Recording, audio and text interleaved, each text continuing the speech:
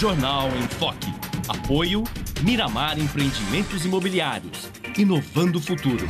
Unisanta, Universidade do Grupo de Excelência do MEC. Boc News, o jornal gostoso de ler e bom de negócios.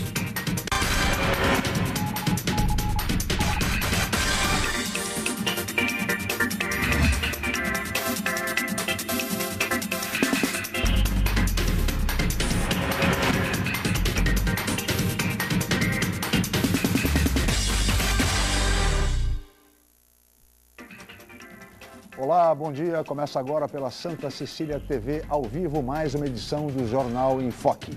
E nesta quarta-feira, dia 26 de junho, nós estamos recebendo com muito prazer o ex-presidente do Conselho de Autoridade Portuária, ex-secretário municipal de Assuntos Portuários e Marítimos, o consultor portuário Sérgio Aquino, e o colega jornalista e escritor José Carlos Silvares. Vamos conhecer agora as manchetes dos principais jornais e sites com a colega jornalista Paula Paparelli. Bom dia, Paula. Bom dia, Chico. Bom dia a todos. O jornal A Tribuna traz a manchete: furtos sobem, homicídios ficam iguais. Na Folha de São Paulo, Câmara derruba PEC 37 e destina royalties para educação e saúde. No Estadão, sob pressão, Câmara rejeita PEC, Dilma desiste de constituinte. No site do portal do Santa Cecília, o Santa Portal, homicídios dolosos caem 1,2% no estado de São Paulo no mês de maio. No site do Boc News, saúde, regulamentação da Lei 12.715 vai aumentar incentivo à pesquisa para tratamento de câncer. No G1 Santos e região, manifestantes fazem novo protesto em Santos. E no portal da UOL, educação terá 75% dos royalties. Chico. São 8h06 e este é o Jornal em Foque pela Santa Cecília TV ao vivo. Muito bem, e o governo federal voltou atrás na proposta da Constituinte exclusiva para a reforma política. A presidente Dilma Rousseff, diante de tantas reações e críticas duríssimas a essa proposta de Constituinte exclusiva, voltou atrás, recuou, até porque ministros do Supremo Tribunal Federal, ex-ministros, professores de direito constitucional, a própria Ordem dos Advogados do Brasil, além de senadores e deputados, criticaram duramente essa proposta por considerá-la inconstitucional. Alguns disseram que era até um golpe contra a Carta Magna do país. Diante disso, a presidente resolveu recuar e está propondo agora um simples plebiscito, que vai referendar a reforma política a ser proposta pelo Congresso Nacional e pelo próprio Poder Executivo. Resta saber se depois de toda essa confusão, este imbróglio, o resultado será satisfatório para o país. É o que todos nós esperamos. No programa de hoje, nós vamos debater também os desafios, o futuro e as perspectivas do Porto de Santos e de todo o sistema portuário brasileiro a partir da nova legislação portuária, consubstanciada na MP 595, recentemente sancionada pela presidente Dilma Rousseff, que apôs alguns vetos estes que ainda não foram apreciados pelo Congresso Nacional. Mas tudo isso vocês vão acompanhar esse debate com os nossos convidados, que são especialistas nessa matéria, assim que a Paula Paparelli nos trouxer as informações a respeito da previsão do tempo para hoje e do movimento de balsas e estradas. Paula. Chico, uma frente fria avança para São Paulo e deixa o dia chuvoso em quase todo o estado. A temperatura varia entre 18 e 21 graus em São Vicente e a Tábua das Marés. As ondas podem chegar a 1,5 m às 4 horas da tarde. Vamos agora às informações das estradas. Trânsito lento na chegada a São Paulo pelo sistema Anchieta Imigrantes nos trechos dos quilômetros 20, 18 e 15 ao 10. Já na descida da Serra, o tráfego começa a complicar na chegada a Cubatão por conta do excesso de caminhões, reflexo do congestionamento da rodovia Cônego Domênico Rangoni, que está praticamente parada no sentido Guarujá, no trecho dos quilômetros 252 ao 248. Portanto, para quem desce a serra e tem Guarujá como destino, a melhor opção é seguir para Santos e utilizar a balsa. No sistema Anchieta Imigrantes está em vigor a operação 5x5, com as pistas norte da Anchieta e Imigrantes para quem vai sentido São Paulo e as pistas sul da Anchieta Imigrantes para quem vem sentido litoral. A rodovia Padre Manuel da Nóbrega tem trânsito normal até o momento. E as balsas. A travessia entre Santos e Guarujá opera com 7 embarcações. O tempo de espera é de 10 minutos em ambos os lados. Guarujá e Bertioga opera com uma embarcação com 20 minutos de espera. E você pode participar do programa pelas redes sociais. Envie sua pergunta pelo Facebook e Twitter através do Enfoque Jornal ou ainda por e-mail je@enfoquecom.com.br. Lembrando que você pode assistir o jornal ao vivo através do site Santa Portal ou acesse o nosso canal youtube.com/enfoquejornal. Chico. Muito bem, 8 horas e 10 minutos. Este é o Jornal em Foque pela Santa Cecília TV ao vivo. Nós vamos agora para um rápido intervalo comercial e voltaremos em seguida com o Jornal em Foque.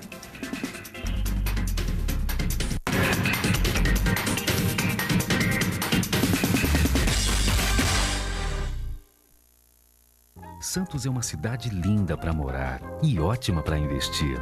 Por isso, aproveite os lançamentos do Grupo Mendes. Ville de France, na Aparecida. Vista livre para o mar e para a sua felicidade. 2 e 4 suítes. Lazer completo. Terrazas Residence, na Ponta da Praia. O projeto perfeito no bairro ideal. 2 e 3 suítes e um lazer surpreendente. Lançamentos Grupo Mendes. Sua melhor escolha para morar e investir. Realize seu sonho do ensino superior. Faça o vestibular da Universidade Santa Cecília em ensino à distância. Cursos de gestão ambiental, gestão de recursos humanos, gestão financeira, logística, marketing, processos gerenciais e segurança pública. Vestibular Unisanta em ensino à distância. A menor distância entre você e o mercado de trabalho. Informações 3202-7101. Inscreva-se já. www.unisanta.br.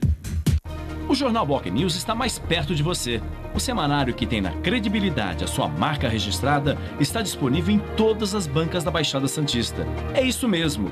Nas 9 cidades da região, você encontra opinião com credibilidade e informação de qualidade sempre aos finais de semana. E o melhor, pelo valor de apenas uma moeda.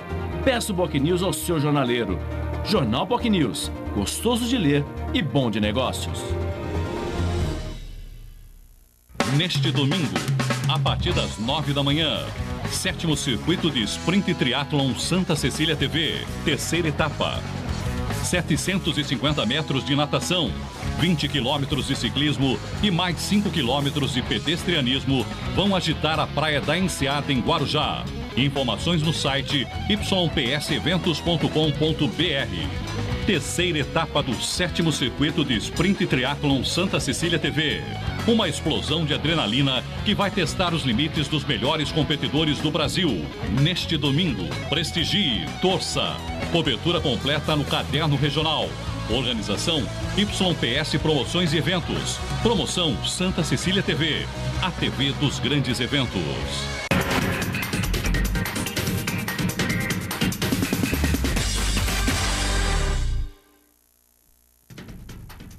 Estamos de volta com o Jornal em Foque desta quarta-feira, 26 de junho, são 8 horas e 12 minutos e nós estamos ao vivo pela Santa Cecília TV. E hoje nós estamos recebendo, com muito prazer, o consultor portuário Sérgio Aquino e também o jornalista e escritor José Carlos Silvares. Agora nós vamos ver o VT do programa de hoje, não é isso, Paula? É isso mesmo, Chico. Manifestantes de todo o país conquistaram mais uma vitória na região. As tarifas dos ônibus intermunicipais da Baixada Santista terão redução a partir do dia 1º de julho. No início desse mês, as passagens dos intermunicipais tiveram um aumento de 7,5% em média. É o que vamos acompanhar na reportagem de Márcio Guimarães. Hoje, quem sai da Conselheiro Nébias em Santos e vai para São Vicente gasta R$ 3,55 na passagem de ônibus intermunicipal. Na região, houve um reajuste no início do mês e as tarifas variam entre R$ 2,45 e R$ 9,80. Mas as manifestações das últimas semanas tiveram uma conquista. A partir de 1º de julho, os preços das tarifas entre as cidades da Baixada vai baixar em média 15 centavos. É uma vitória, né? É por isso que o povo está lutando, então, por mais que seja 15 centavos, é uma vitória do povo. Soma 15 centavos, 30 dias. Vai longe, né? O pessoal está pagando caro na condução faz tempo já, viu? Agora que acordaram, tem que ser bem mais do que isso. Ainda é pouco, porque a condução da nossa é muito cara, né? Muito cara, tem que abaixar mais. Na semana passada, o prefeito de Santos, Paulo Alexandre, anunciou que o valor da tarifa municipal seria congelado até 2014. Já em Praia Grande, Alberto Mourão voltou atrás sobre o último reajuste. Os passageiros vão pagar R$ 2,90 a partir de 1º de julho para circular dentro da cidade. O R$ 2,90 acho que é um valor justo a ser pago. Levar em conta também que tem manutenção de ônibus, paga salário de motorista, tudo isso. Então acho que R$ 2,90 é um valor justo, né? E meio transporte que a gente tem, tá bom. E no último final de semana, foi a vez da prefeita de Guarujá, Maria Antonieta, anunciar a redução. A tarifa vai baixar de R$ 2,90 para R$ 2,80. Nossa tarifa, o último cálculo foi de R$ 2,93 contra o cálculo, né, da empresa de transporte, mas o que prevaleceu é o que é da política pública. Nós arredondamos para R$ 2,90 e com mais esse estímulo na questão da medida provisória nós conseguimos reduzir mais. Nós temos redução de ISS em 2,5%, permitindo que nós sejamos responsáveis pelo pagamento de um terço do total das passagens que são ao longo do ano utilizadas, ou seja, de quase 3 milhões de passageiros que usam o transporte público, mais de 1 milhão de passagens são custeadas, subsidiadas pela Prefeitura. A prefeita disse ainda que não é contra as manifestações, desde que sejam sem vandalismo. E ainda ressaltou que o diálogo com a Prefeitura está aberto, seja sobre o transporte público ou outros assuntos. Tem gente que está indo e não sabe nem por que está. E tem gente que está indo para usar politicamente o movimento, como eu vi lá na minha cidade, mas tem um grupo legítimo. E esse grupo legítimo terá sempre a nossa manifestação de compreensão, apoio e diálogo. Muito bem, aí está a reportagem do Caderno Regional. É o clamor das ruas reduzindo as tarifas aqui.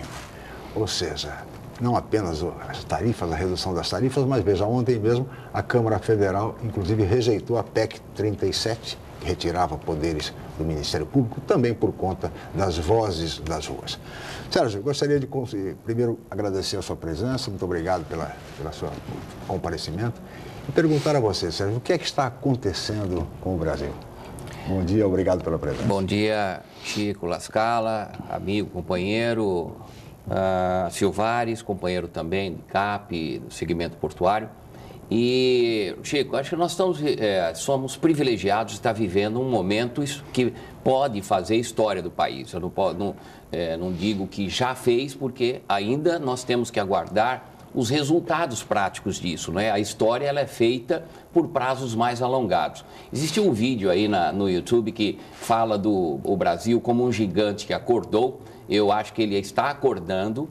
O principal disso é saber como é que nós vamos manter este movimento, qual é agora um ordenamento para isso e a gente transformar isso em ações concretas, porque Sim. Uma nação, ela vive de manifestações, mas vive de decisões, e as decisões são executadas no momento das eleições, que são o ano que vem. Para encerrar, Chico, eu tenho dito mais ou menos o seguinte: nós estamos, o Brasil, a sociedade, com essas manifestações, está amadurecendo, está buscando os seus direitos, manifestando suas posições e como uma criança que começa a andar, de vez em quando cai, bate numa coisa, se machuca. Acho que nós estamos vivenciando esse momento. Ainda a sociedade brasileira ainda está aprendendo a caminhar com firmeza. O importante é que a gente não desista no primeiro tombo ou no primeiro machucado da criança que bateu na quina da mesa. Acho que o importante é a gente se manter firme na caminhada. As passagens eu queria usar uma figura que o presidente Fernando Henrique Cardoso usou numa entrevista aí no domingo, dizer que as passagens, na verdade, foi o fio desencapado de um ambiente explosivo e que gerou este movimento. Acho que foi o primeiro grande passo, mas nós temos ainda grandes desafios para serem enfrentados. E não perder o foco. Toda manifestação precisa de foco. Precisa de um objetivo claro, definido, para que as pessoas exatamente se sintam fortalecidas e possam participar. Silvares, você que é um jornalista experimentado também, Silvares, que já viveu muito situações no Brasil, O que está acontecendo para isso? Primeiro, agradeço o convite, Chico, está aqui ao lado de dois amigos, um brilhante jornalista, um amigo consultor portuário. Eu vejo também dessa forma. E o que eu acho mais importante nessa questão é isso que você falou por último, é a questão do foco. A minha grande preocupação é a questão do foco, porque os temas são tantos e tão dispersos. Sim. A gente vê gente brigando por defesa de animais no meio, punks, índios no meio da manifestação, lutando pelas questões indígenas. Então, a gente vê essa questão da dispersão do foco como uma preocupação grande. Então, eu não sei, a questão da democracia, a gente está nesses passos, conduzindo esses passos importantes, né, dentro da democracia, dessa questão do clamor das ruas. E já com o despertar dessas duas importantes decisões, 2 ou 3, de ontem para hoje, que foi a PEC, a derrubada da 37. PEC, e a votação também da aprovação dos 75% dos royalties para a educação. E 25% para a saúde. E uma outra terceira muito importante também, que não acontecia já há algum tempo, que foi a definição, nessa madrugada, pelo presidente do Congresso, de suspender as férias do recesso parlamentar de julho, para que fossem tratadas todas essas questões. Então, eu vejo como preocupação a questão do foco. A única coisa é isso. Não tem, assim, uma coisa direcionada, não tem um tema definido de luta. Isso pode ser uma preocupação, mas pode ser também uma boa coisa. Vai depender muito da condução do processo, né, ao longo dos próximos meses. Tá certo. Bom, aproveitando esse gancho de todas essas manifestações, da onda de protestos, enfim, que vai o país, eu queria aproveitar, Aquino, e colocar a você o seguinte, a questão dos vetos da presidente Dilma à nova legislação portuária, a MP 595. Esses vetos ainda não foram apreciados pelo Congresso. Você entende, e você acompanhou de perto a votação da MP 595 lá no Congresso Nacional durante 2 dias e 2 noites, e madrugadas também, né? Você acredita que esse clamor popular das ruas, eles podem de alguma forma interferir na questão dos vetos e derrubar os vetos da presidente Dilma? Bom, Chico, eu não vou descartar isso, de que realmente não dá hoje para a gente fazer um diagnóstico absolutamente certeiro. Mas é pouco provável que o Congresso derrube os vetos da presidenta. O governo tem uma base muito forte, é um rolo compressor mesmo. Eu acompanhei, como você disse, eu acompanhei, estive às 2 madrugadas lá na Câmara acompanhando a votação, e o governo aprova o que quer. Alguns temas que foram vetados é um prejuízo muito grande para o sistema portuário, mas não acredito que haverá força política para derrubar, até porque existe uma fila lá de 3 mil vetos aproximadamente para serem votados. A nova legislação portuária, Aquino, ela vai, de fato, tornar, por exemplo, o Porto de Santos mais competitivo, mais ágil, mais eficiente? Infelizmente não, Chico. A nova legislação portuária, primeiro, ela segue na linha contrária do que o mundo adota para o sistema portuário. Todos os pilares de um marco regulatório portuário, o Brasil seguiu na linha contrária. O problema e a nova legislação, ela criou 2 regimes de exploração do porto.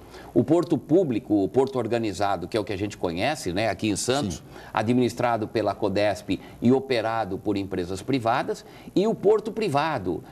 Qualquer empresa agora pode implantar um porto, não é um mero terminal, em qualquer local. E as regras são muito desequilibradas. Mas a grande questão é, para que o porto, por exemplo, de Santos, seja efetivamente mais competitivo, nós deveríamos seguir o que estava na 8630, o que é o modelo mundial, que é a valorização da descentralização, a profissionalização da diretoria e transformar a administração portuária numa empresa eficiente, numa empresa que possa reinvestir seus lucros. E a medida provisória faz justamente o contrário. Então, infelizmente, a gente não espera um resultado prático num primeiro momento. E também para finalizar isso, a grande questão que nós temos não é pontual só dos portos. Nós temos problemas sérios no sistema logístico de comércio exterior. Sem dúvida. Nós não temos armazenagens, nós usamos o meio de transporte errado, que são os caminhões e não a ferrovia. Nós não temos uma integração dos órgãos de controle do sistema de comércio exterior e uma série de outras coisas. E o porto termina sofrendo as consequências.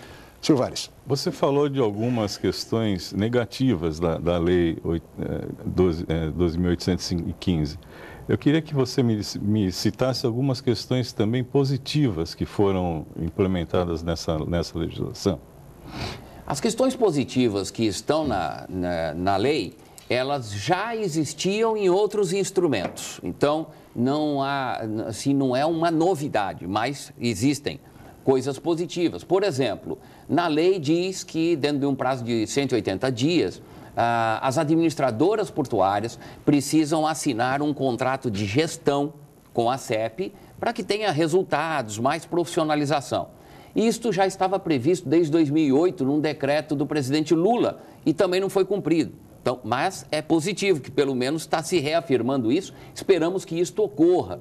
Outra coisa que também já haviam outros instrumentos que podiam ser aplicados é a possibilidade da administração portuária poder usar nas suas contratações o RDC.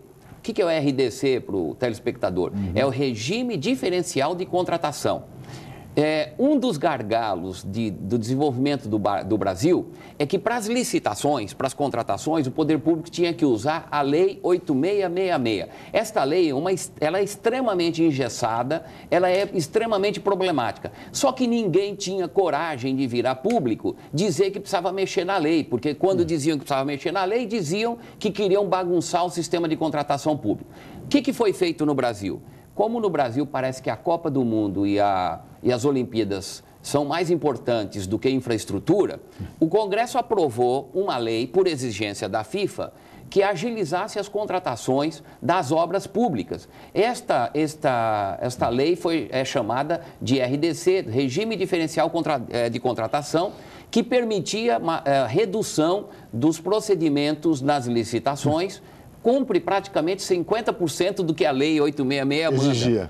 E com isto, as contratações dos estádios, tudo que fosse da Copa do Mundo e das Olimpíadas, foi adotando isso. Aí depois, né, para ter um pouco mais de avanço, foi aprovado no Congresso que as obras também listadas no PAC adotariam o regime da lei. Essa lei, inclusive, diz que ela é para as obras da Copa e das Olimpíadas. Aí passou a usar obras do PAC. E agora, nesta lei portuária, diz que os portos também podem usar esta lei mais simplificada. Então, se a gente pode listar questões positivas, são estas. As outras questões são extremamente problemáticas. Esta nova legislação deveria ser adotada no Brasil inteiro, já que simplifica, facilita e acaba com essa questão da licitação, que muitas vezes tão demorada, tão complexa no Brasil. Aliás, é por isso que o clamor das ruas pede o padrão FIFA para tudo. Para a saúde, para a educação, para a segurança e também para a infraestrutura. Aqui no Silvares, eu peço a licença de vocês, nós vamos para um rápido intervalo comercial, voltaremos em seguida.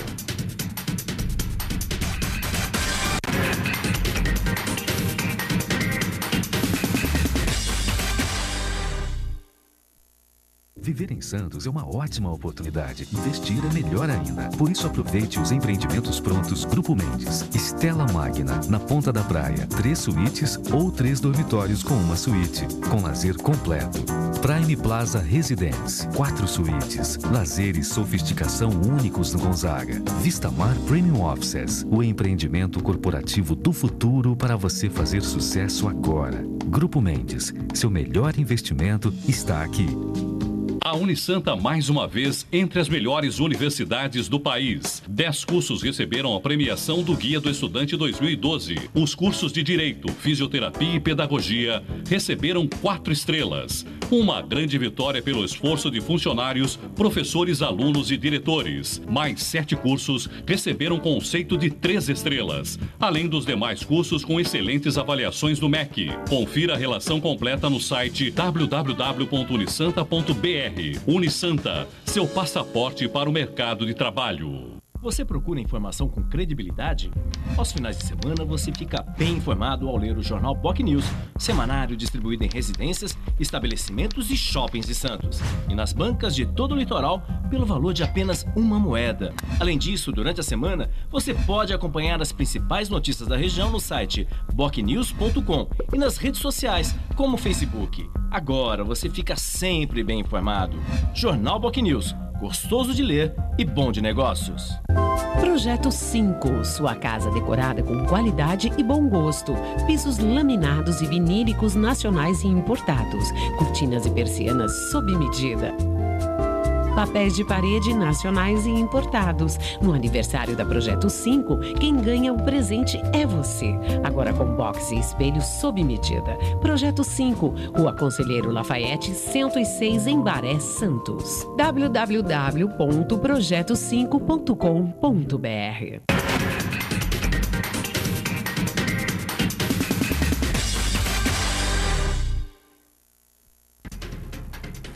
Muito bem, estamos de volta com o Jornal em Foque desta quarta-feira, 26 de junho, são 8 horas e 30 minutos. Nós estamos ao vivo pela Santa Cecília TV, recebendo hoje o consultor portuário Sérgio Aquino e o jornalista e escritor José Carlos Silvares. E agora, neste bloco, Aquino, eu gostaria de apresentar uma pergunta que me foi encaminhada por um empresário, o senhor Enzo Santos Scarlatti, dirigida a você.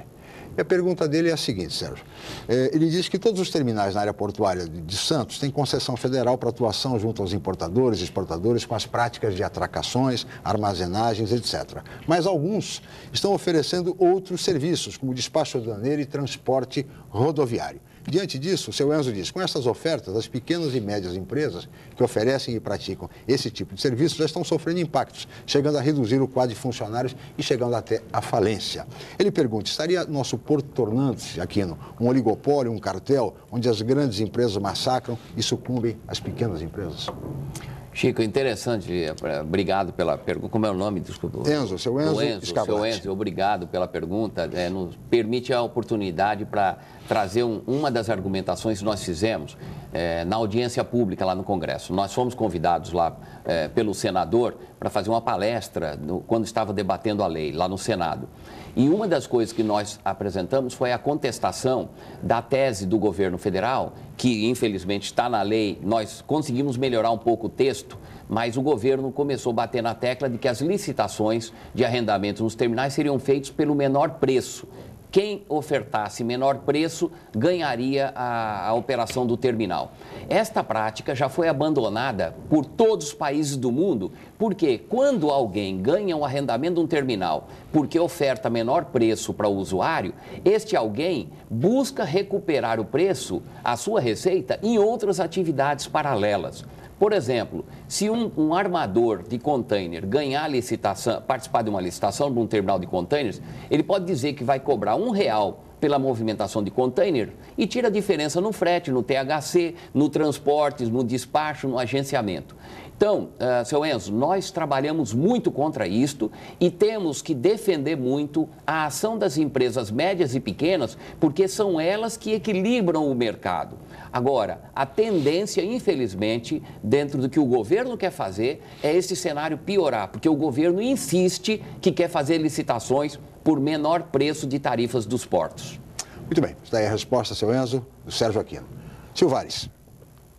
Eu queria só recuperar um pouco a questão anterior, que quando eu solicitei, indo contra a tese de que jornalista só pergunta coisas negativas, eu perguntei ao Aquino quais eram os pontos positivos da lei. Mas eu não vou fugir à regra e vou voltar à questão negativa. Uma delas, que eu considero, é a questão da centralização de poder na ANTAQ.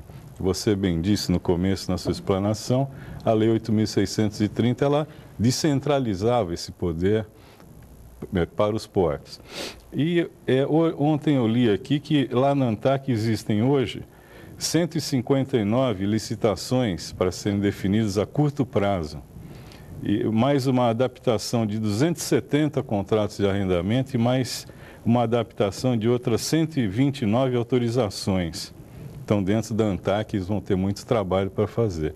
Ao mesmo tempo que a lei ela centraliza o poder na ANTAQ, num dos artigos, num dos itens desse mesmo artigo, a lei permite conceder às autoridades portuárias, vez ou outra, ou quando lhe convier, né, a tarefa de fazer a licitação pela autoridade portuária, como era feito antes. A autoridade portuária fazia a licitação, fazia toda a lição de casa e depois encaminhava para aprovação na ANTAC. Essa flexibilização da lei, vamos dizer assim, ela bate no cravo, concentrando o poder na ANTAC, mas também bate na ferradura, oferecendo para as autoridades portuárias essa possibilidade de licitar. Como você entende isso? É a lei atual que está em vigor, ao mesmo tempo ela joga um pouco para a lei 8.630, dando algum parâmetro para que permaneça um dos itens da lei 8.630. Como é que você vê isso? Soares, essa emenda que permite delegar para o Porto a realização do edital e a realização da licitação foi proposta que nós apresentamos lá. Logo em dezembro, depois que a MP foi editada, nosso escritório fez um trabalho para as empresas de Porto, apresentando textos de emendas. Grande parte das emendas foram elaboradas aqui em Santos pelo nosso escritório, e um deles era este.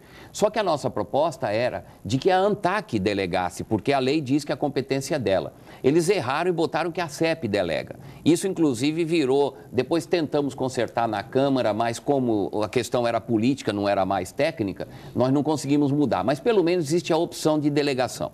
Se nós fôssemos eleger qual é o maior problema do novo marco regulatório, é a centralização e o enfraquecimento da gestão local. Quer seja a gestão do porto, quer seja da gestão de relacionamento do porto com a cidade. No mundo inteiro, os portos foram descentralizados. E é interessante que, inclusive, os trabalhos técnicos que órgãos do governo fizeram recomendavam o avanço na descentralização. O BNDES tem trabalho sobre isto e a própria CEP, no PNLP, recomenda Porto Autônomo, valorização da descentralização. Até os portos da China, né? Falou-se muito, queremos portos da China no Brasil. Até os portos da China são administrados pelos municípios. Infelizmente, nós estamos centralizando, não é questão de centralizar na ANTAC ou na CEP, é o enfraquecimento da gestão portuária local. Então, este vai ser o grande problema que nós, de Santos, como qualquer outra cidade portuária, vamos vivenciar nos próximos anos.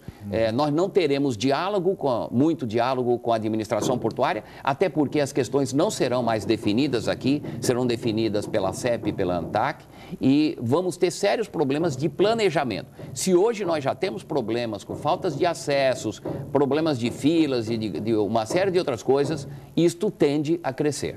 Aliás, a propósito, Aquino, o deputado Márcio França, aqui no Jornal em Foque mesmo, avaliando a questão da MP 595, ele disse que o Porto de Santos será muito prejudicado com a nova legislação portuária. É isso. Tremendamente prejudicado, porque, volto a dizer, a lei, ela implanta 2 regimes de exploração de portos. O regime que a lei anterior já tinha, que é o porto organizado, é o conceito do landlord, que é uma parceria público-privada, como é o Porto de Santos. O poder público cuida da autoridade portuária e administração, iniciativa privada arrenda a área e opera os terminais. Só que a lei criou um outro regime, que é o regime do porto privado. Só 2 países do mundo têm esse regime, Chico e Silvar, só 2, Inglaterra e Nova Zelândia. Tudo bem, quer introduzir um novo regime aqui, não é a tendência mundial, o mundo não adota esse regime, quer introduzir? Tá bom, mas as regras deveriam ser isonômicas, deveriam ter equilíbrio, e não tem. Dá para citar alguns exemplos. Enquanto o porto público, a iniciativa privada que está no porto, tem que usar o sistema de trabalho portuário avulso e vinculado do ógmo, o terminal privado que se implantar aqui do lado, se surgir um terminal privado, um porto privado aqui em São Vicente, ele não é obrigado a utilizar esses trabalhadores e o que é pior, ele não precisa custear nada do sistema ógmo. Os prazos são diferentes, quem está no porto é 25 mais 25, 50 anos, perde tudo que investiu. O porto do lado de fora, o prazo é ad eternum. Nunca isso aconteceu. Aliás, isso não tem país do mundo nenhum. esse terminal privado, esse porto privado, 25 anos, a lei diz renovado sucessivamente enquanto houver investimento, quer dizer, ad eterno. E mesmo que ele desista da operação, os bens continuam sendo deles. E para finalizar, o que é mais grave, quem está dentro do porto paga tarifas portuárias, paga valores para o porto, mas não tem garantia que os serviços públicos de infraestrutura são disponibilizados. Os terminais aqui estão pagando, por exemplo, valores que envolvem questões de dragagem. E temos problemas de dragagem no porto. Quem está fora do porto não vai precisar pagar nada, investe o seu dinheiro na sua contratação e tem garantia que o serviço será disponibilizado. Então, são dois regimes absolutamente desequilibrados. E é uma restrição isonômica, porque comercialmente, para esses terminais, os de dentro e os de fora, vai ter uma restrição muito grande comercial também, né? Basta verificar a seguinte situação: um empresário que for ofertar, que é de um porto privado, e for competir por um cliente, ele vai poder chegar para o cliente e vai dizer assim: olha, você fique tranquilo que o seu navio pode atracar, porque eu garanto que a dragagem, a profundidade estará sempre feita, porque sou eu que contrato. Quem está dentro do porto, o cliente vai dizer assim: você me garante a profundidade da dragagem? Ele vai dizer: olha, eu não posso garantir, porque isso não depende de mim, isso depende do governo. Então, é só ver esses dois cenários e verificar. O cliente vai optar por contratar um porto privado ou um terminal privado que está dentro de um porto organizado, de um porto público. Sérgio, você abordou agora há pouco a questão da logística, que é a questão fundamental e talvez o principal desafio do sistema portuário, especialmente o Porto de Santos. Quer dizer, tráfego intenso de caminhões que se transformam em verdadeiros silos ambulantes, trazendo a super safra de grãos, enfim. De que maneira, Sérgio, esses congestionamentos podem, enfim, ser enfrentados e diminuir? Há uma possibilidade disso? A tendência é piorar, é se agravar? Bem, a primeira coisa quando você tem um problema é fazer um diagnóstico correto, né? Quando a gente está com algum problema, a gente vai no médico. Se o médico errar no diagnóstico, por mais remédios que ele nos dê, nós não vamos resolver o nosso problema. E, infelizmente, o governo continua com um diagnóstico inadequado, incorreto. Nós precisamos acelerar armazenagens e acelerar processos logísticos e integração logística. Talvez uma primeira ação que o governo precisa fazer de maneira urgente é um sistema informatizado integrado, onde todos os intervenientes participam, para que este sistema controle os processos logísticos e não apenas as questões documentais. Isto é novidade que eu estou falando? Não. Isto é prática usual em todos os países competitivos de sistema logístico de comércio exterior. Depois, é fundamental que o governo também comece a atuar fortemente na solução dos modais de transporte. Não dá, Chico, Silvares, para que a gente continue aceitando que é normal um caminhão de soja sair do Mato Grosso diretamente da fazenda, ele caminha lá, pega a soja com a colheitadeira, sai da fazenda no Mato Grosso, transita pelas estradas 2.400 quilômetros para vir para o Porto de Santos sem nenhuma programação prévia. O caminhão, o transporte está errado, isso tinha que estar num trem, numa ferrovia. Sim. E, além disto, o caminhão vir sem programação é outro absurdo. São questões elementares de logística e que, até agora, não se implementam nem os regramentos e nem se buscam coisas novas. É bom lembrar que o CAP, né, o Silvares sabe disso, estabeleceu desde 2001, depois em 2005, 2007, 2009, sistemas que obrigam a utilização dos pátios reguladores, agendamento eletrônico, controles de acesso na região portuária e pouco disso tem sido efetivamente aplicado. Silvares. Recentemente, falando sobre essas resoluções do CAP, importantíssimas para a questão logística, a Codesp editou a resolução 47, onde incorpora nessa resolução todas essas resoluções do CAP passadas que acabaram não sendo efetivadas, levadas a efeito pelo governo, né? Pelas vários níveis de governo. Então, inclusive essa nova resolução da Codesp, ela institui a multa aos terminais que não cumprirem aquele elenco de ações propostas ali, né? E foi bem lembrado essa questão do CAP, porque tudo isso do CAP foi incorporado nessa nova resolução da CODESP. Aí, por exemplo, Silvário, você apresentou uma questão que, primeiro, as resoluções existem e os problemas já haviam sido diagnosticados e os remédios definidos, só que não foram aplicados os remédios, né? Agora, você falou de aplicar multa e penalidade. A nova lei, a CODESP não terá mais competência para aplicar a penalidade. Com a nova lei, cada vez que a CODESP constatar um problema disso, ela vai ter que mandar um relatório para a ANTAC e a ANTAC é que vai apurar e definir que penalidade vai aplicar. Você vê como isso é prejudicial para o porto. A CODESP precisa ter, sim, sua liberdade e sua competência de atuação local. Viva a burocracia, né? Que é o mal deste país há muito e muito tempo. Nós vamos para um rápido intervalo, voltamos já com o Jornal em Foque.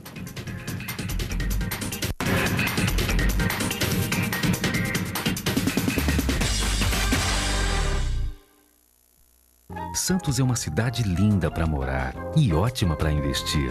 Por isso, aproveite os lançamentos do Grupo Mendes. Ville de France, na Aparecida. Vista livre para o mar e para a sua felicidade. 2 e 4 suítes. Lazer completo. Terrazas Residence, na Ponta da Praia. O projeto perfeito no bairro ideal. 2 e 3 suítes e um lazer surpreendente. Lançamentos Grupo Mendes. Sua melhor escolha para morar e investir. Imagine como é bom aprender brincando. Brincar pensando. Pensar criando. Criar vivendo. E viver aprendendo. Colégio Santa Cecília. Há 50 anos formando e educando gerações. O Jornal Boc News está mais perto de você. O semanário que tem na credibilidade a sua marca registrada está disponível em todas as bancas da Baixada Santista. É isso mesmo. Nas 9 cidades da região, você encontra opinião com credibilidade e informação de qualidade sempre aos finais de semana. E o melhor, pelo valor de apenas uma moeda. Peça o Boc News ao seu jornaleiro. Jornal Boc News, gostoso de ler e bom de negócios. Através de que autoridade a palavra do Senhor foi levada até você? Através de Jesus. Neste sábado, em homenagem ao Dia de São Pedro e São Paulo, um épico da televisão estrelado por Anthony Hopkins. O Evangelho está sendo pregado e Cristo está sendo conhecido. É um tempo de promessa e esperança. Pedro e Paulo com coragem e fé. 2 homens com a maior missão da história. Nós somos as pessoas a quem a mensagem desta salvação foi confiada. Levar a religião cristã e a pregação do amor a todo mundo. A palavra deve ser levada a todas as nações. Pedro e Paulo. Neste sábado, 4 da tarde, aqui na Santa Cecília TV.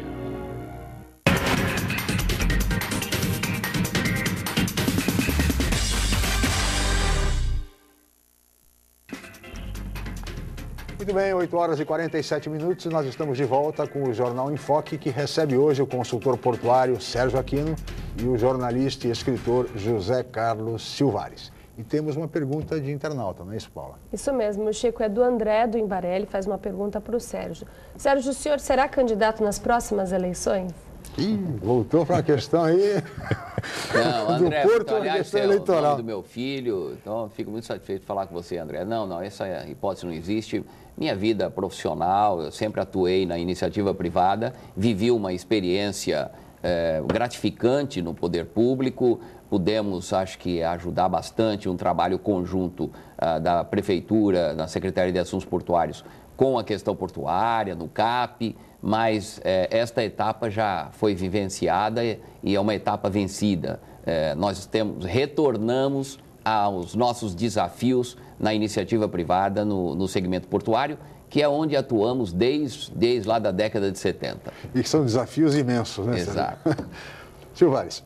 Há pouco, quando nós falamos a respeito da centralização do poder na ANTAC, você citou algumas questões também sobre a autoridade portuária da retirada da interrupção da gestão regional dos assuntos portuários, né?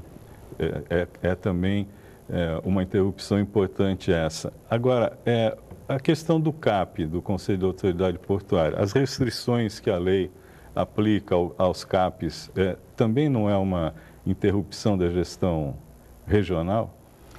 Silvares, quando disse que se eu pudesse eleger um tema mais problemático da lei, que era a centralização e o esvaziamento local, quando é esvaziamento local, é sobre todos os intervenientes que atuam localmente. A administração do porto, o CAP, os problemas que vão acontecer no ógimo também, porque a lei retirou a decisão dos diretores pelo segmento que já estava previsto, através do bloco do CAP. A lei diz que o regulamento é que vai definir como serão indicados os diretores do Conselho de Supervisão. Então, todas as instituições locais foram esvaziadas e enfraquecidas. O CAP, o problema do CAP não é só o fato dele ter sido transformado num órgão consultivo, né? Eu participei do Conselho do Terminal de Pesca, que é um órgão consultivo, quando eu estava na prefeitura, e praticamente não houve mais reuniões, porque quando você se dedica tempo, debate e termina deliberando algo e depois isso não é aplicado porque o poder público pode ou não seguir nesta linha, isso desestimula a atuação. Mas o problema do CAP não é só isto, não.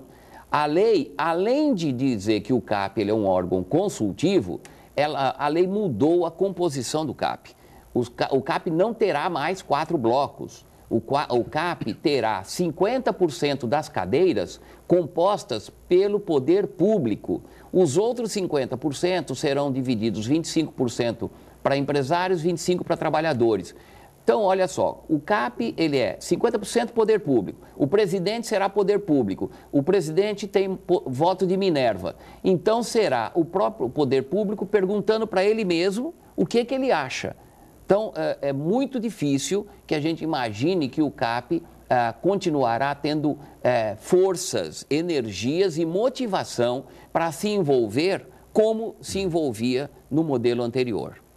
Bom, esse tema e tantos outros, né, certamente serão debatidos hoje na 8ª edição do Fórum Brasil de Comércio Exterior e Logística, que começa daqui a pouco no Clube de Regatas Vasco da Gama. Você participa desse fórum com palestrante? Eu participo em 2 painéis. Num painel é um painel sobre debates, onde eu não efetuarei uma palestra, será um painel de debates. Mas no painel seguinte, que aí já é sobre o retroporto, né, vamos dizer, os CLIAs, eu apresentarei uma palestra. Acho muito oportuno que esse momento é um momento estratégico e eu sempre tenho dito que esse fórum ele tem um aspecto muito positivo quando ele trata da questão de comércio exterior. Nós não podemos tratar apenas dos instrumentos de logística, mas do comércio exterior como um todo. E este talvez seja o grande desafio do Brasil, é ter uma política de comércio exterior que, infelizmente, nós não temos ainda. E esse fórum, que começa daqui a pouco, é uma promoção da TVB, afiliada à Rede Band, a Bandeirantes, e também do DCI, o Diário do Comércio e Indústria, e terá como convidado especial o jornalista econômico Luiz Nassif, que fará uma palestra sobre a nova abertura dos portos brasileiros. Aquino, falando em porto, eu queria lhe questionar, na verdade, a sua opinião a respeito da famosa ligação Santos-Guarujá por via da solução túnel, proposta pelo governo do estado, via Dersa, no sentido de que essa ligação se dê entre a Rodrigues Alves, em Santos, e Vicente Carvalho, na região da Prainha. Um túnel nessa região. Como é que você vê essa opção do governo do estado, que alega que ele fez uma opção pela mobilidade urbana? Ou seja, para que as pessoas possam atravessar, para que ciclistas possam utilizar, carros de passeio, mas será que os caminhões vão poder utilizar também? Chico, o governo do estado, inclusive, já fez uma alteração no projeto e na margem de Santos, a ideia deles agora é que saia ali da região da Bacia do Macuco, porque onde eles haviam previsto de ser implantado, eles esqueceram que ali já tinha um projeto definido de extensão de alinhamento do cais de passageiros, houve estaqueamento e isso já estava definido naquela época, mas mesmo assim eles insistiram que seria por ali. E eu tenho aqui repetir o que foi já colocado à época, antes do governo do Estado dizer que seria ali. Quando o governo do Estado consultou o CAP, consultou a Prefeitura à época, consultou todas as áreas técnicas, as decisões, inclusive por resolução do CAP, o Silvares lembra disso, é de que a ligação seca do porto não deveria ser, entre as margens, não deveria ser ali, deveria ser na entrada da cidade. A grande questão, precisamos de uma ligação urbana? Precisamos sim. Precisamos de uma ligação logística? Precisamos sim. Neste momento, o que é que está dando mais problema na região? É o sistema viário logístico ou é o urbano? É o logístico. Nós estamos aguardando a solução de uma ligação seca entre as duas margens desde a década de 40. Que existem os projetos. Será que esperando desde a década de 1940, agora nós vamos ter o privilégio de implantar duas? Como a gente implanta esta como a primeira, depois vamos implantar a outra. Não. É muito difícil pensar que nós vamos ter duas a curto prazo. Então, nós temos que verificar onde é que está o maior problema da nossa região. É logístico ou é urbano? Todo mundo sabe que é logístico. Evidente. E todo mundo sabe, os técnicos que trabalharam sobre isso sabem que a melhor opção logística e que também atende o urbano, porque ela não é apenas logística, é na entrada da cidade, região Alemoa, Ilha do Barnabé. Esta é a melhor ligação. Aliás, essa é uma proposta que foi feita pela própria Ecovias. A implantação de uma ponte, não seria túnel, seria uma ponte na região do Saboó, ligando a área continental de Santos, do outro lado. Mas é o que você falou, nada impede de ter duas ligações, uma para caminhões na entrada da cidade e uma para mobilidade urbana, depois, inclusive essa do governo do estado, ela prevê a ligação junto com o VLT. O término do VLT seria o início desse túnel ligando o outro lado da margem. Esta ligação do governo do estado, ela tem um aspecto urbano importante, mas primeiro temos que dar atenção à questão logística e urbana. E a Ecovias, na verdade, ela seguiu o projeto que havia sido definido pela Prefeitura de Santos em conjunto com a Codesp. Quando foi apresentado ao governo do estado em 2009, o governo do estado, à época, a Secretaria de Transportes, chamou a Ecovias. A Ecovias também concordou que ali era o melhor local e ficou de definir se a opção seria túnel ou ponte. E ela optou por uma ponte. Então, não vamos dizer que nós não precisamos pensar na ligação urbana. Precisamos.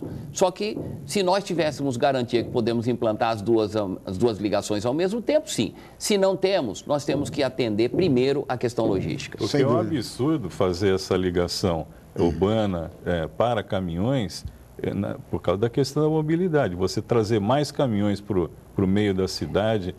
É bom lembrar que a administração do Porto, à época, notificou o governo do estado que não autorizaria esta ligação para caminhões e a Prefeitura de Santos também. Por quê?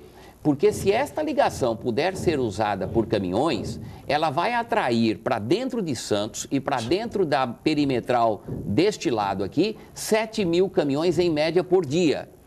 Que vão ter muito mais, vão preferir vir por aqui do que subir a outra serra pela Domênico Rangoni.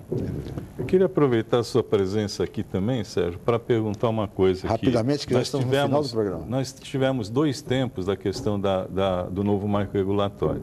2 tempos foram concluídos. No terceiro tempo agora, ainda dá para modificar alguma coisa, é a votação dos vetos. Mas vai ter um 4º tempo, que é a regulamentação dessa lei. O que você está prevendo que vai acontecer nessa questão da regulamentação da lei depois? A regulamentação, ela vai ter que seguir, lógico, o que é a lei e o que a gente espera que pelo menos ela resolva alguns problemas que aconteceram. Quando o governo vetou o parágrafo que fala sobre o prazo das novas licitações, porque hoje a lei não tem prazo para as novas licitações, não diz se é 25, se é 15 e tal. Quando vetou isto, a regulamentação vai ter que dizer baseado em que lei o prazo vai ser trabalhado. Tá? Isto agora, o governo dizia que ia soltar a regulamentação na semana passada.